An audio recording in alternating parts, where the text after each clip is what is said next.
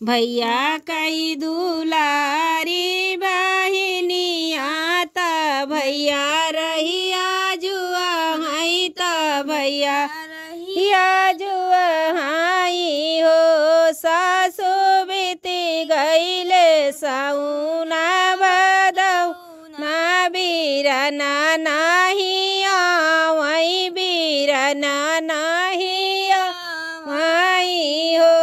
सासु बीती गईले सौना बदौ ना बीरना नाही आवई बीरना नाही आवई हो। काऊ काही उमरी बहू हर कहत लाज लागई कहत लाज लागई हो। बहू हरि रोकी लई हई तुहरी नी भौजी बीरना नाही आवई बीरना नाही आवई हो। ओ बहू हरि रोकी लई हई तुहरी नी भौजी बीरना नाही आवई बीरना नाही आवई हो।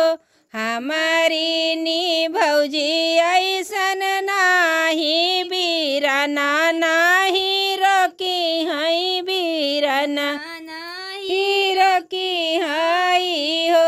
सासु हमारी नी भौजी ऐसन नाही बीरना नाही रोकी हई बीरना नाही रोकी हई हो। सासु हमारी भौजी गठरी बंधी हई त बीरन का पठई हई त बीरन का पठई हई हो। सासु हमारी नी भौजी गठरी बंधी हई त बीरन का पठई हई त बीरन का पठई हई हो। तोहरे जा बाबा निराधनवा धना कहाँ पई हई धना कहाँ पई हई हो। तोहरे जा बाबा निराधनवा धना कहाँ पई हई धना कहाँ पई हई हो। बहुआ के थुआ के बांधी हई गठरिया बीरना लई के हई बीरना लई के हई हो।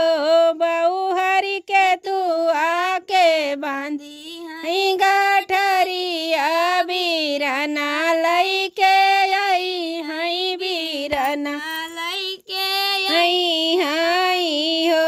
मोरे भैया जइहई परदेसवा त धान कमई हई त धान कमई हई हो।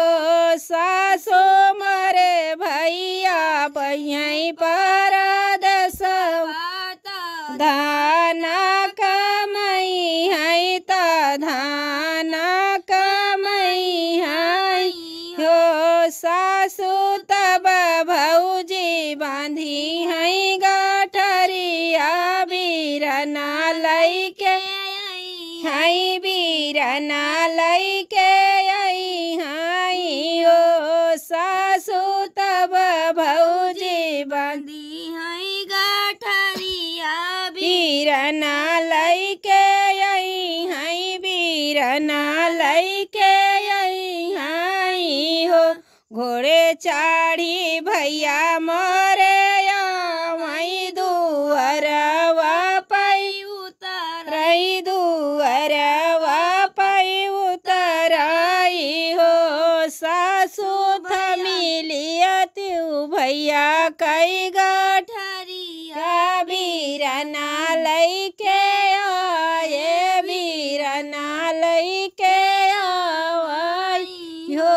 सासु थमिलियत्यु बीरन गठरिया